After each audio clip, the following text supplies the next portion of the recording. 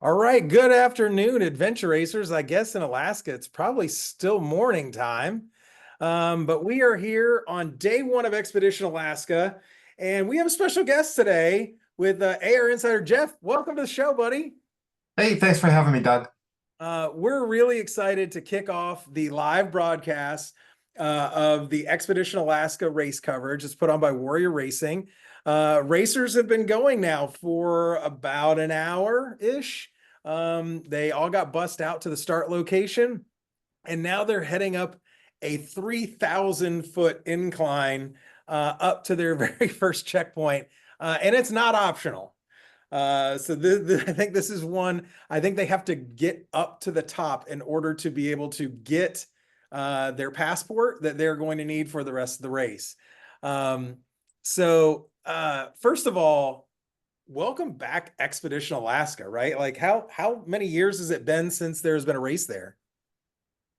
It's been a while. I think the last time I saw anything from Expedition Alaska, there was a film made of it, but that was like 15 years ago. The last like major Expedition Alaska that I saw. I So I think that feel was like it's been. when I first got into adventure racing back during COVID time. I think that was the one that I watched where Jason almost died in the luge. Yeah. I might need to try to get him on one of these live broadcasts because if anybody knows what it's like to risk your life on a glacier, it's probably him. That was crazy. Um, Yeah, I mean, Alaska is like that though. I mean, I feel like everything is bigger, everything is more dangerous, and that's just the flavor of Alaska in general. yeah, So I've you been can't seeing avoid that. some of the pictures and videos from like Hunter and Jeff when they've been doing their scouting things have just been absolutely ridiculously beautiful. Obviously, we all saw Jeff and Hunter on Race to Survive in Alaska, so they just can't get enough of it out there. And I'm glad that people are back, and I'm hoping that between the racing that's going on out there and our coverage, we're going to inspire more and more teams. This year, it's a smaller race. There are 12 teams, but I think a lot of that has to do with, some of the teams, I don't know if they got all of their teammates because of the IT glitch that affected travel everywhere. That's right. I know Bones Racing was missing Mary, who I'm not sure if she was gonna like slide into the finish or into the start at the last second. But I know she had some trouble with a canceled flight altogether, I believe. Yeah, and I think Megan got there, but she didn't get a lot of her gear. So I saw a post where she was hoping to get a pack raft. Obviously last minute in Alaska, that's probably a little more difficult to get. But I would imagine that there's got to be some in that area. It's Um, some outfitters around, I would imagine. Yeah. yeah. So what I want to do in this first broadcast is, first of all, welcome everybody who's at home watching this. We are going to be living this right next to you this entire week. We're trying to bring you about 5 different hosts throughout the day. And obviously, it's all Eastern time. So Alaska is 4 hours earlier than what we are. And so, like right now, I'm going to be doing posts every morning, Eastern time at 8 a.m. to basically talk about what has happened overnight. Because as we all know, a lot can happen overnight. And in Alaska, it's a little different because it doesn't get as dark up there as it does in other places. So they should be able to move a whole lot better than you would in darkness here. So there hopefully will be a lot more to cover. I'm going to be doing a post every morning at 8 a.m. At 2 in the afternoon, just like today, I'm going to be doing a live show. And it's going to include special guests like Jeff. It's going to have people from the race course, whether it's Jeff and Hunter from Warrior. Legendary Randy Erickson is out there. We're hoping to get him on camera for a little bit. And Nick Herf, who was going to be racing with Rev 3. And, they had some things that kind of fell apart. And he's going to be out as well. And so they are all going to be joining and throughout the time. And I'm hoping that we will be able to bring you some really great coverage. Um, since there's so few teams in this, I think that every live broadcast, we should be able to give an update on everybody. Maybe if it's only a couple of minutes, that way you at home, you can tune in at 2 and at 8, and you're going to hear something about your team. I'm going to be touching base with the people who are out there in Alaska. We might be talking to volunteers. We might be talking to Jeff and Hunter. We might be talking to Nick. We might be talking to Randy. But I'm hoping that they're going to give us some unique stories and things that you're not getting to hear, and we're not getting to hear because we're not there, because we're living this just like you are. Um, so, Jeff, did I give you access to that? Did that change it? I just tried to change. Yeah, it does allow me to do that. So what I have, if you're interested, I have the course in Google Earth right now. Awesome. So I took all of the points and everything, and we can actually see that if you're interested, where they are right now, with actually kind of a cool 3D overlay. Let's Check it take a out. look at that. So I'm not sure if you can see this on my screen yet, but the start is down here in Seward. Yes. And we were just talking about this, and we can refer to this throughout the race. They're climbing this mountain here. This is Mount Marathon, and Mhm. it looks like their passports are literally at the top here. So they will need to climb that in order to get anywhere for the next part of the race.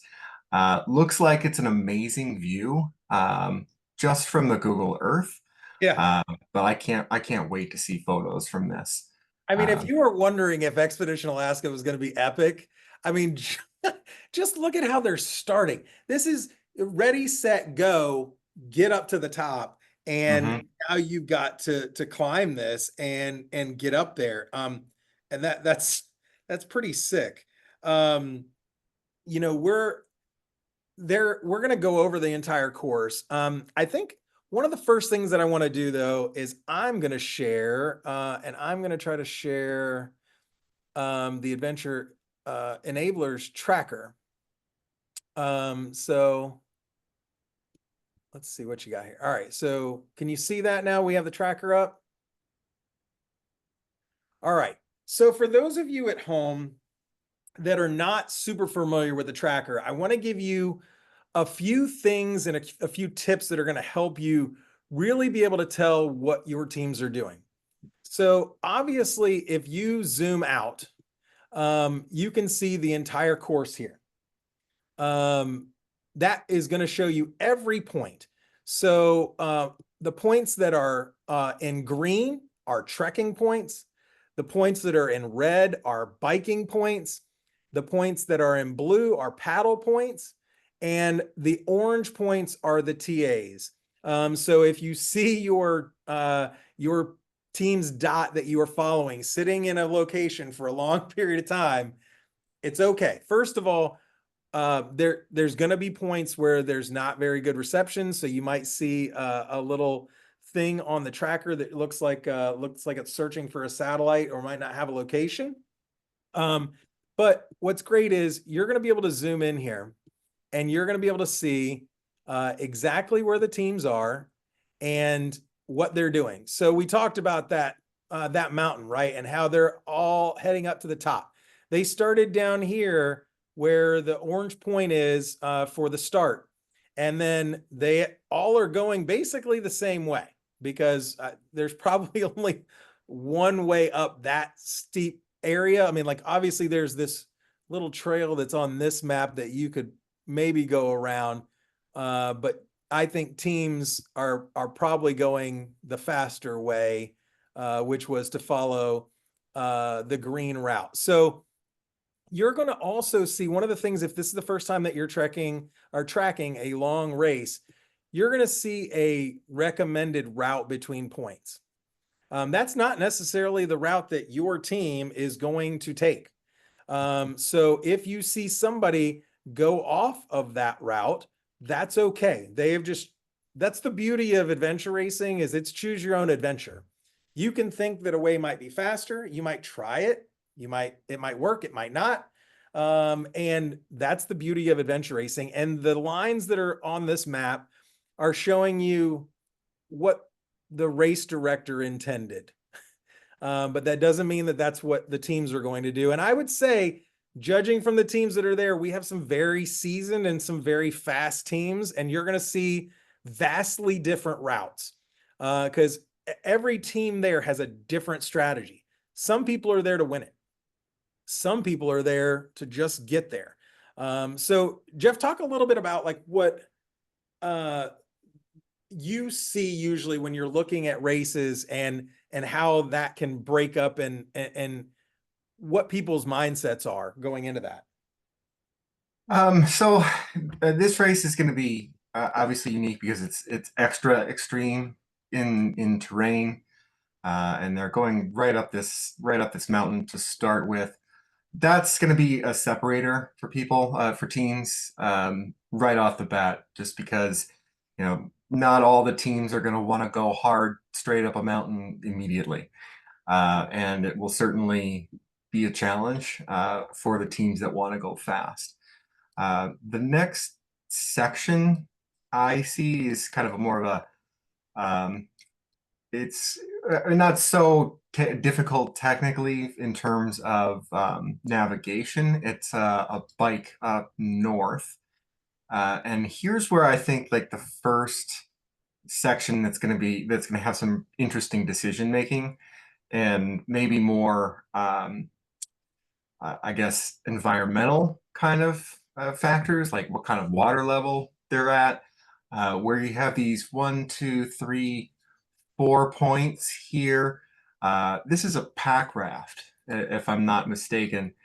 This blue line up here, yeah, Yes. this is the pack raft, and they don't have to, paddle the whole way, but they're going to have an option to be sort of in and out of these lakes and waterways.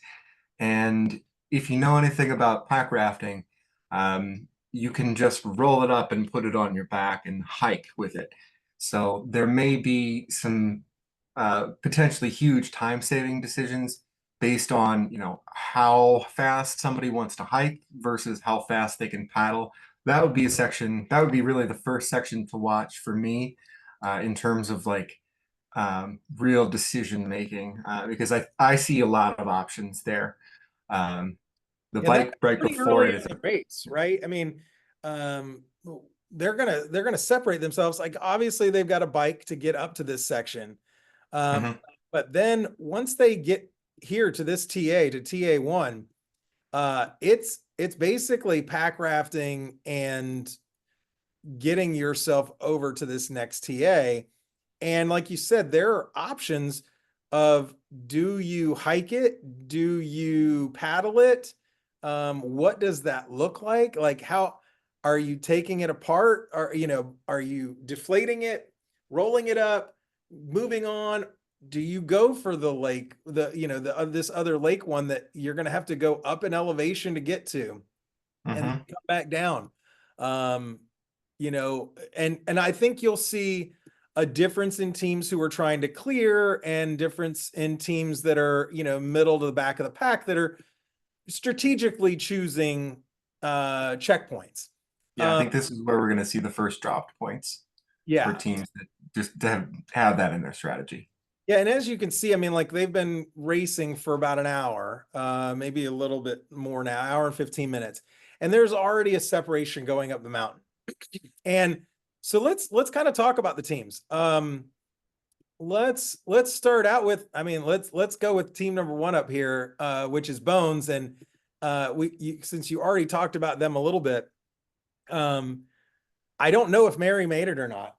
Let me check the picture that I received to see if she's in it. Yeah, Because she's not in this one, but I think this was taken yesterday. no, I got another picture from Jeff at the start. And I can but talk about what you know about this Bones team because it's a really strong team. It's a fast and tenacious team. I've seen them at a lot of races here on the East Coast. Mary is an expert navigator. I followed them a little bit overnight at the U.S. National Championships when she was racing with Team Toyota Tundra.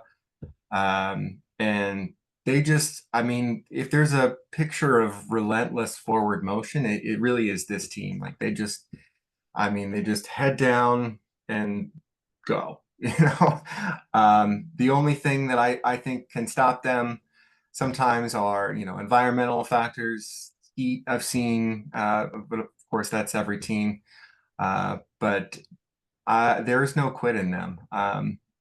I know they like to go fast and they like to go hard and they like to win. So, I mean, my money's on them, first of all, especially if Mary got there. I'm going to try to pull up the team picture because so this is the picture that I received from Jeff at the start. Looks like a freaking epic day. And if you look right here in the middle, I see Mary Chandler. So There we go. it looks like she made it, which is fantastic. I can't imagine the stress of trying to get there last minute, throwing everything together and getting it for this kind of epic adventure.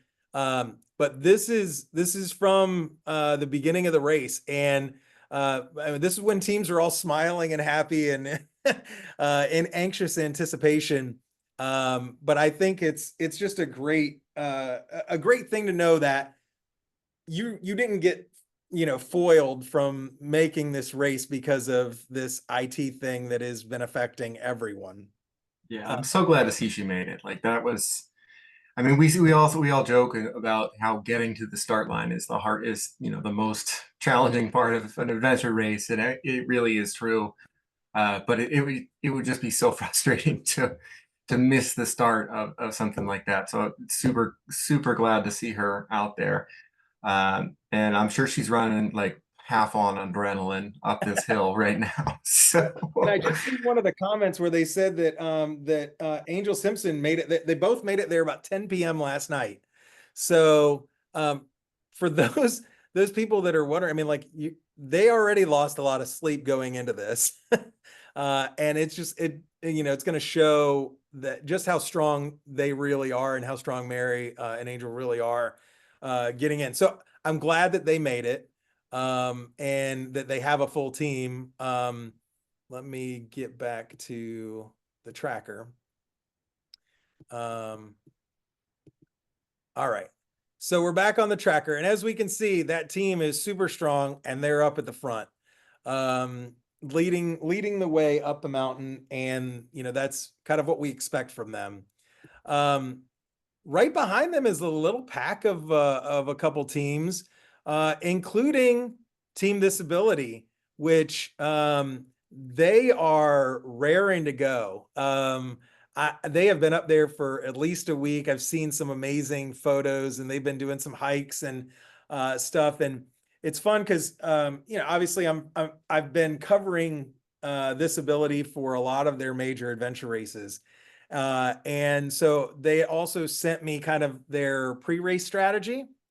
So as we start digging into what they're doing and how they're doing, I'm going to be able to base that off of what their pre-race strategy was as well, which I think will give a unique insight that we don't have with a lot of teams, right? Because we don't know what their thoughts were going in, how they were going to attack, where they thought that they needed to save time, make up time, those kind of things. We're just going to be going by what we think, or maybe what we're getting from some live interviews. But I mean, obviously, this is a seasoned team. Chip, Andrew, and Caitlin have raced all over the world together, and David, um, he did the 50 hour, the Rev 350 hour with Chip and Caitlin about a month ago, and absolutely they crushed it. And from what I hear, like he fit in like just a puzzle piece, and so the four of them are going to have a great time. We know that they're going to push, they're going to have fun, and there's going to be some epic stories that come out of this group, I'm sure. yeah, they are prolific racers to be to say the least. I've seen them everywhere. So Well, and it's fun because it'll be they're so nice. humble. Like Yeah. they don't. they don't think of themselves as elite racers, but the rest of us do, so it's fun. So this is a team, and I can only assume by the team name that they are Army Rangers. Um, but I mean, they're right up in the front already in this race. I don't know anything about their adventure racing experience. If anybody who is family or friends with them want to DM me so I can know a little bit about them, um, feel free to DM me at ar.watch on either Facebook or Instagram. But we're gonna, I mean, like, look, they're already up at the front of this and fighting right now. So that's a good sign that they're there. So we got Gavin, Caleb, Justin, and Brett from Ranger Up. That's awesome. Um, as an Army guy, I can appreciate that. All right. And then now we've got Team Warrior. And now, as you see in the tracker, right, the tracker just bumped up as we're speaking. So they're up fighting in this front pack going up the mountain. And this is an extremely strong team. I mean, Tim and Anna are just absolute beasts. And then Yes. they add Jesse, who is the solo adventure racing US champion, and just all around amazing dude. And then Olaf, like, so this is a super strong team. And I think Bones and Disability and Ranger Up are gonna have their hands full dealing with them. Yeah, the last time I saw Tim and Anna was last year at the Maine Summer Adventure Race, and they won the overall title. Absolutely smoked the course. It was a sight to see. So like I totally agree. Like this is a team to watch as well. Yeah, I think, I don't know anything about Ranger Up, but the fact that they're up in that front, like, I don't know if they're burning matches too early or not, but I can tell you with those other three teams, this is the pace that they're probably going to expect the entire race. To be up pushing, like, they're probably not going to sleep for probably the first 40-ish hours, I would assume. And they're going to be pushing these teams are definitely going to be in the running for the win, for the overall win. So it'll be fun to watch because there is a lot of firepower on all of these teams, and I can't wait. So hopefully we can also get you some interviews and stuff from out there on the course, which is going to be, awesome as well. So, all right, so let's scroll in a little bit more. Let's get down here. We got two teams that are side by side, and this is Go Live Your Adventure. So Conan, Jason, Blake, and Gary. I mean, there's an epic beard, some epic hair, and an epic name in Conan on this team. So like, uh, I feel good about where what this team is doing, and it says they're a Masters team. So like that's right up my alley too. So I can appreciate this. Don't know anything about it. Again, listen, if we don't know your team, feel free to please just send us a message. Tell us something. Tell us some stories, some tidbits, things that we might be looking for in how they're racing and what their strengths and weaknesses are. That way we can kind of, put a little things together for them. So we want this to be just as much about them and for you as possible. So help us out.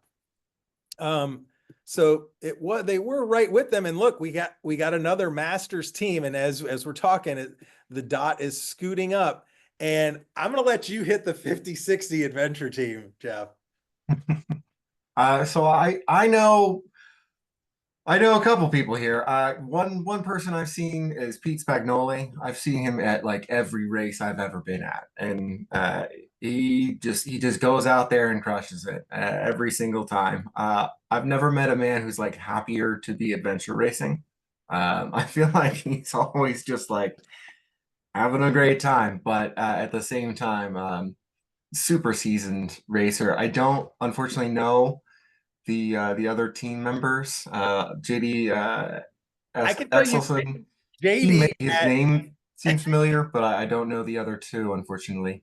So I've seen some interesting things with JD, including some pantless pictures from sea to sea, and one of the gnarliest blisters that I have ever seen photographed from the at Worlds last year. And Tomas, if you're watching, man, I know that picture. I think everybody don't eat while you're watching that, looking at that picture, because it was pretty gnarly. Oh Um, so, dear. so this is a tough team, and they're going to be battling. They are seasoned. They know what they're doing. So I imagine to see them in the mix. And look, I mean, that other team was a Masters team. This will be kind of a fun, Masters competition to kind of see, how this develops as the race continues. All right, let's go down here to Florida Extreme. And look, we're talking about other Masters people, and now we've got Ron and Brenda, who are just freaking amazing. And they have, I can't imagine the amount of hours that these teams have had adventure racing, because A lot of expeditions too. yeah, a lot huge like expedition experiences. I've had the pleasure of having them on Air 101 several times, seeing them at races and having them out there. And they are just, you want to talk about fierce competitors? They are fierce competitors and they do not know how to quit.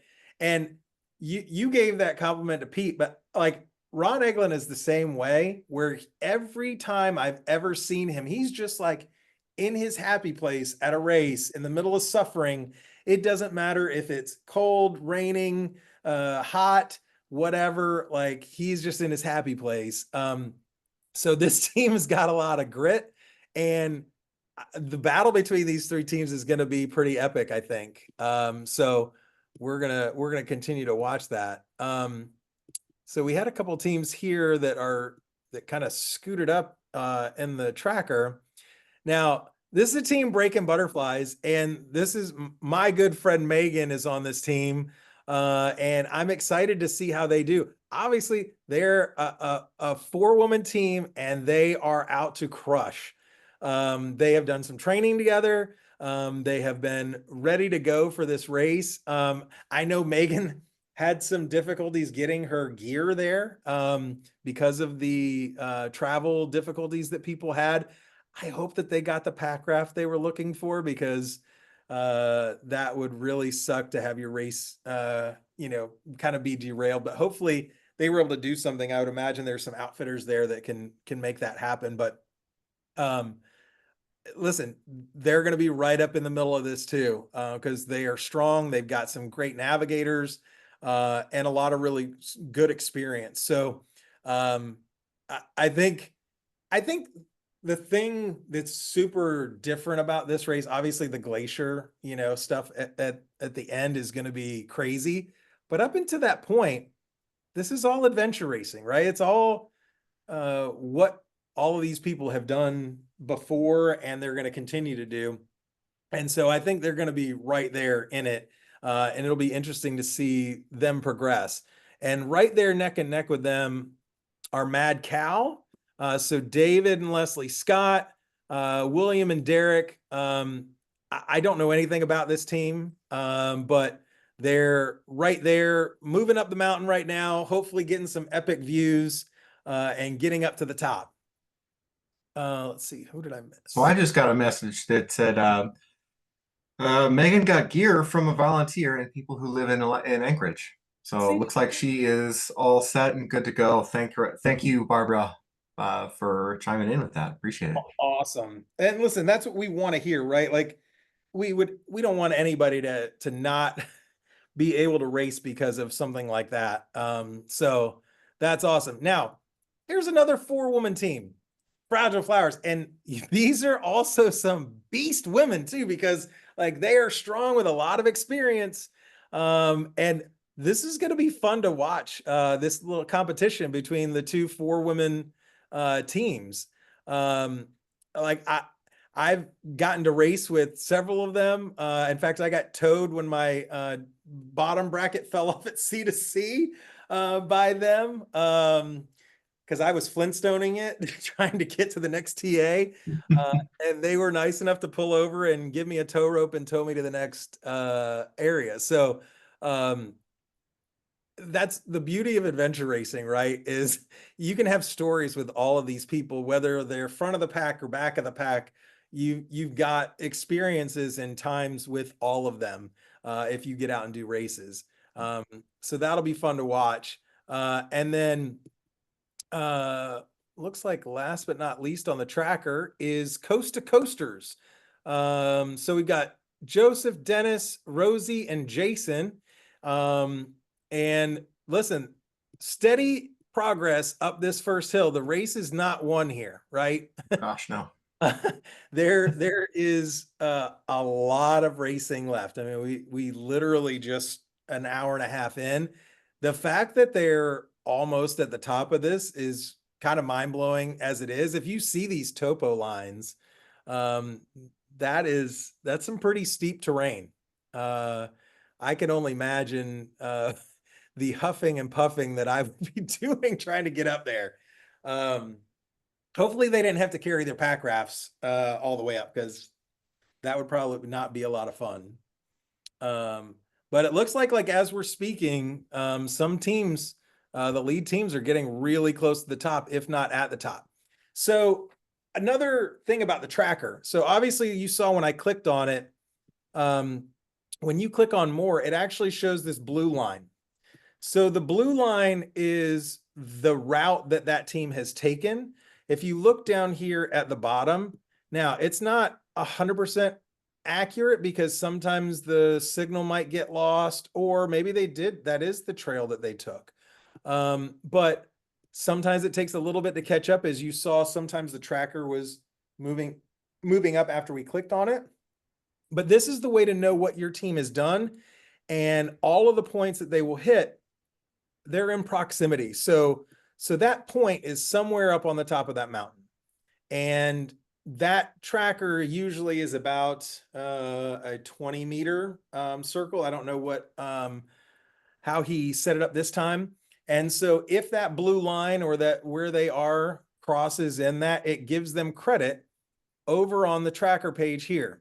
So if you look here, it will tell you when they started and then where they are to get to the punch card. So they actually might already be there because it looks like they already have a punch card checkpoint.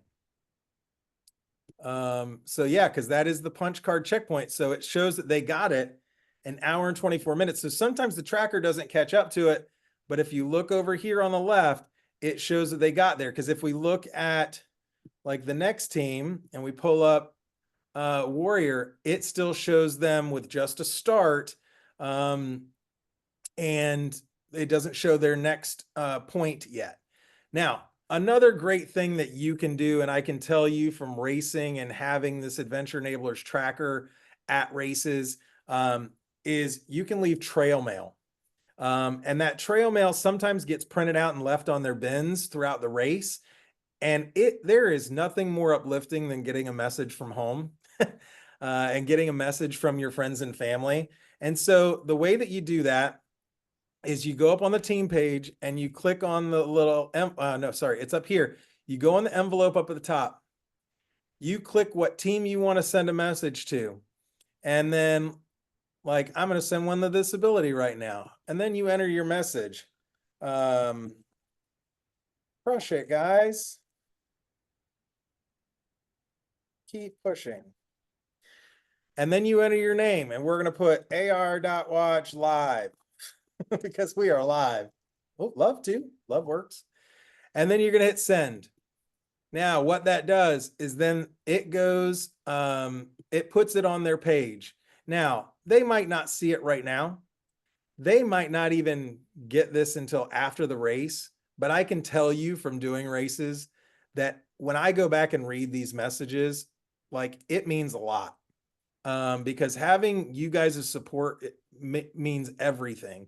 I've done interviews with Andrea a couple of times, and she talks about like just being able to be on camera and talk to people back home, even when they're not on the other side. It's so uplifting and so powerful. So if we go to Team Disabilities page now, and then we scroll down, and we go to messages, and it hasn't uploaded yet, but it would show Might up. need to refresh. Yeah, I don't want to refresh it while I'm doing like this, but it will show up down there. So teams are going to get that. And it looks like Bones is the first team to the top, first team of their passports. And then they're going to be barreling down the mountain, which it sounds fun, right? Like to be able to go downhill after you've just gone uphill for an hour and a half. I actually like going uphill more than I like going the downhill because like you're putting so much more stress on your quads with every step that you're going down, and it's hard to like keep yourself. And this is a pretty steep incline. If they go directly back down almost the way that they came, that's going to be pretty steep. So it's gonna, and I don't know what that footing is like. It looked like, obviously with Alaska, the weather can change in an instant. Um, talking to Jeff this week, being out there, he said, some days it was beautiful and warm, and then a storm system would roll in and it would drop like 30 degrees. Oh Uh, wow. so I'm sure that temperature is going to affect people. Um, do you want to pull up I'll stop sharing this for a second. Can you pull up the Google map again? Yeah. Work map? I was actually just looking at that just to see what kind of surface they're going to be coming down. It looks like a giant scree field, which is That's not the best footing, but can be very exciting to descend. that's when you just need like a big piece of plastic and you just need to sit on it and and ride down it. There we go. So we're looking at if you can see on my screen there, the punch cards Yeah. is that's the first point there, and they're going to be coming down roughly. I don't think this is a trail. I think this is a reentrant or a stream or something here. Yeah. Uh, but they're just going to be coming down this sort of gnarly, and you can get from this angle here, you can kind of see how steep it is as well. Um, and even like lower elevations, there's not really all that much to hold on to. Looks like some low kind of growth until you get back into the trees before the town. But yeah, kind of a gnarly and exciting start to be flying down that. I don't I don't know if I would look at that as exciting just because of my ankle issues. Like I would be like I am like a tenderfoot when it comes to that now with my ankle thing, but um because like we said, you can't win the race in this first stage, but you can lose it by getting yourself hurt and dropping a teammate. And I mean, listen, safety is going to be paramount in this race. They are going to be in some super remote places, kind of on their own, where, I mean, you don't have any cell phone service. And they're going to be heading back down into this town. Can you imagine the views right now that they're going through? Like, I would just be like looking up and then I would lose my footing and I fall know. on the shale stuff. Um, Absolutely gorgeous. Like, I mean, it's fun to play on Google Earth, but gosh, it must be amazing to stand on the top of that and like look down and see Seward, Alaska, yeah. uh, and the mountains, and just go on forever, really. So they're going to go north up there through that pass on the bike. So it shouldn't be a ton of elevation except for maybe to go up to that CP2 there. It looks like it's up in a reentrant, or what does it say there? What was the description? CP2 Pond Overlook. Okay. So they're going to have to get up in that elevation a little bit and then come back down. Yeah, there's one to the west as well. CP3 looks like it's in some of this wetlands here on the to the west. Yeah, so even though you're riding at an even field, like you're gonna have to get off and go up and down. Oh, is that a photo of it? Yeah, that's yeah, when you click on it here. So that came up, but it kind of took over my whole screen. I saw. Um, anyway, but look at Well, this. and this just shows you, like, obviously weather can make a big difference. Look at the way the water is covered in ice there, on Yeah, one satellite view and not in the other. Um, and that's obviously like what they're going to be kind of dealing with. Um, so yeah, they're going to have to figure out like what are the best options, and I think hopefully by tonight we'll have some of those answers. We'll see how far people get before our 8 o'clock tonight showing, which is 4 o'clock their time. So as they get um 6 hours into their first day, uh they're gonna kind of get warmed up. um and then obviously that water is all cold, so of course. um I mean, look at some of these shots. The Google Earth thing is really cool, so you can see where those points are and some of those optional points that they're going to have to go up to. Like we talked about, that this is at kind of another level up from where the other pack rafting is. So they're going to have to hike up from CP6 up to CP7, and then put uh, their their raft together again and figure out what they're going to do. Um, so it'll Yeah, be. do you hike up, not bother to you just get out, portage the raft, and then maybe paddle across here from the southern end of the lake up to CP7, or do you drop the rafts or pack them back up and trek around? That kind of stuff. And this is all on the bike too, right? So they're going to have to put their bikes on the raft. I don't know about that. That would be in the rules of travel. Yeah, I thought I saw something that said, let me see if I can look up.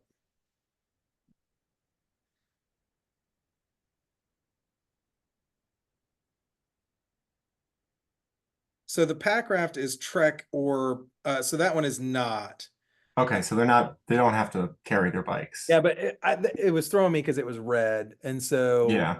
um, so yeah, so they wanted to carry their bikes on the pack raft, which is good because two people with two bikes on a pack raft would probably be a little much. Um, Yeah.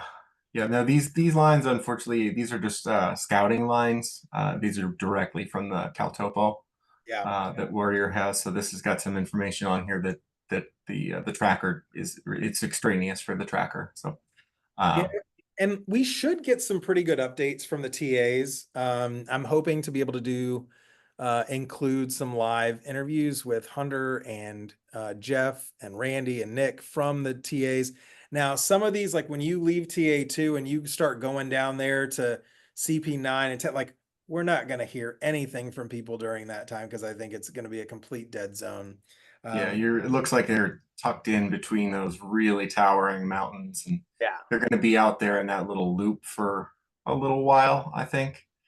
But once they pop out on the other side of TA3, Yeah. you Yeah, and might that's be our hope, a is better to be able to success. catch up with teams maybe when they're in those areas, or at least, get reports of how they're doing, what they're doing, those kind of things. I'm I've talked to Nick Herf about doing recording some videos of interviews with teams as they come through so that we can play them on this. Um, or we can even put together like a live stream video that we can put together with everybody's like interviews. So we're working on doing that for you guys. We really hope that you will continue to join us in going over, and listen, we're going to have more to go over tonight at 8 o'clock. We're going to go over what the teams have done, where they're at, kind of how they're standing going into the first night. And then we'll probably have another 10 p.m. Like dot watching post over on AR dot watch that will do any updates before everybody goes to bed. And then the next thing will be in the morning. So it'll be kind of a big gap in coverage over in the overnights. But there's, as you can see from this, the Google Earth shot, there are going to be some epic things to come. And that going up that first mountain over Seward is just the starting point for this race.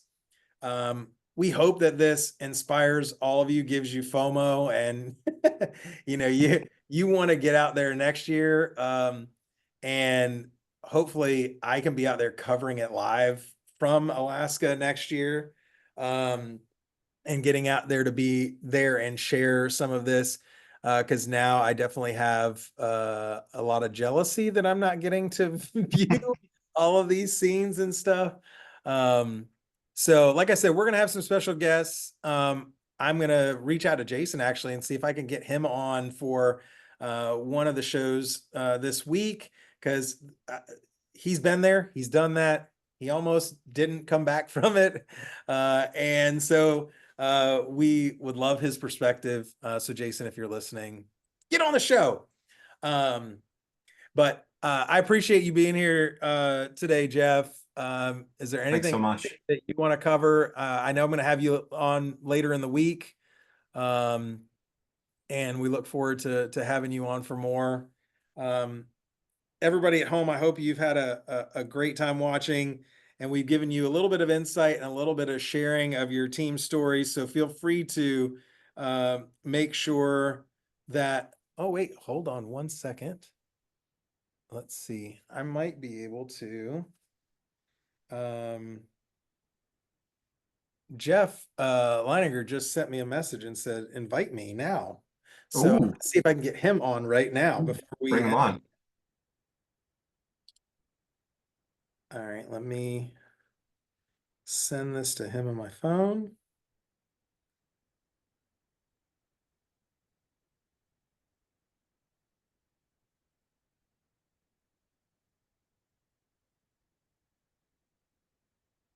We'll see if we can get him on.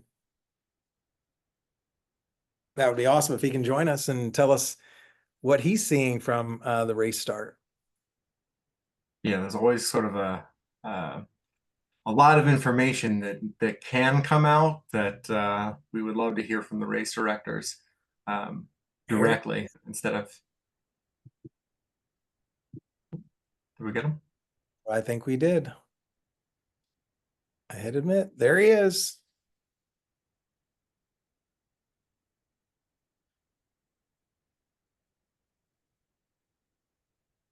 I have to say Jeff 1 or Jeff 2 now, because there's more than one. Hey, there he is. We don't have video of you yet, but we've got. What's happening? How about this? It's coming in.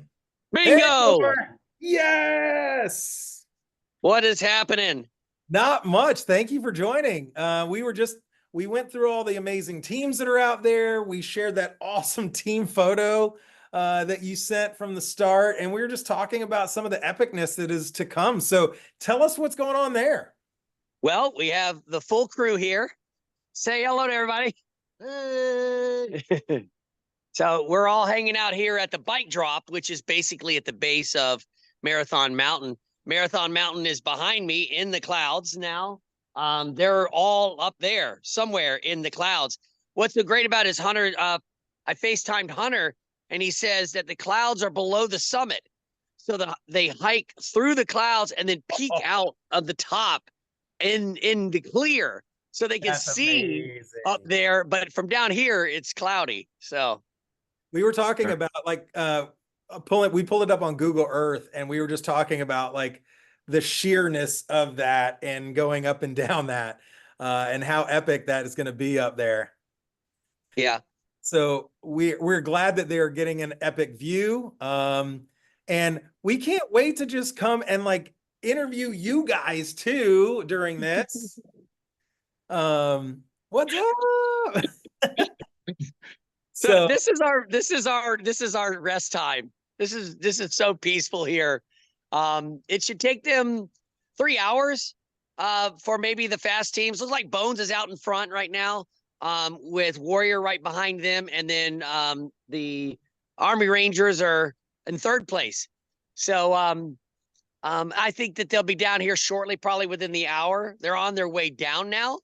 So that sounds like, oh, it's so easy. It's on their way down, but it's all loose rock. It's all sliding on your ass to get down off that mountain. It's not easy. We just talked about how that would not be good for me. So, but I'd make you take your bike up there. listen, we know what happens when I take my bike places. So, Yes. um, well, look, we were just about to shut it down for this Yeah. iteration. We're gonna be back at 8 o'clock tonight, which is for your time. Love to have you or Hunter or anybody else on. They can talk about kind of what they're seeing, and we can go. We're going to talk, I think, in every broadcast, we're going to talk about each team, where they are, what they're doing, how they're doing. And so any updates from you guys there would be fantastic because their families are all watching, right? Yeah. And getting to be able to have a little bit of insight would be great. We can talk about the weather. We can talk about what is to come. And we'd love to have you guys. So, Yeah. that link is I think talking to Randy. So Randy left an hour before the race and he headed up the mountain. Hunter went about 30 minutes before the race and went to the top. So talking to them and the experience that the racers had to go get their punch cards. Now, again, top of Marathon Mountain was not a checkpoint. That was their punch cards up there. that was the So prologue. that's the prologue that was mandatory to go get your punch cards, or you'll miss the first 12 checkpoints if you don't have your punch card. Wow. So that would be good when they get down. Maybe they could be interviewed on that experience up there. Yeah. So let them know, like, we're going to go live at 8 o'clock. We'll be back with everybody. They can Okay. jump on or off however long they want to be on, just like this. That way people don't have to listen to me ramble for an hour. So yeah, feel free to jump on and off anytime. We'd love to hear you guys from you guys out there. We're glad that I know that some people had some crazy travel issues Oh yeah. and gear things. Like we heard that Megan got borrowed stuff from somebody like that's local. Is that There's all kinds of stories. You know, we had obviously all the flight delays. That was one thing. Then the day before the race, Saturday, there was a fatality on the only road that comes out to the resort out of Anchorage. The road was shut down for 8 hours. Oh my God. So that was a problem. And then on top of that, we had Mary Chandler and Angel flying in at 10 o'clock last night and pretty much just had to get all their gear loaded. By the time it was like midnight, by the time they got all their gear loaded, they didn't even hardly sleep before a 5-day race. Yeah, we talked about that and how like they've already, it shows the epicness that they've already gone sleep deprived before the race even started. So Yes. wow. Well, I'm glad they made it. We don't want anybody to be derailed by a Microsoft issue. So No. We've switched everything over to Apple, so we should be good. buy your Apple stock right now, right? That's right. All right. Well, thanks, Jeff. Thank you, You Jeff. bet. We got double Jeffs on the show. That's great. Thank you guys. We look forward to joining you again at 8 o'clock tonight. Continue to follow us on AR.watch. Continue to follow Warrior. We're going to do all the posts on AR.watch. And we look forward to talking to you guys again later tonight. All right. Thanks. See you guys. All right, Thanks, Doug.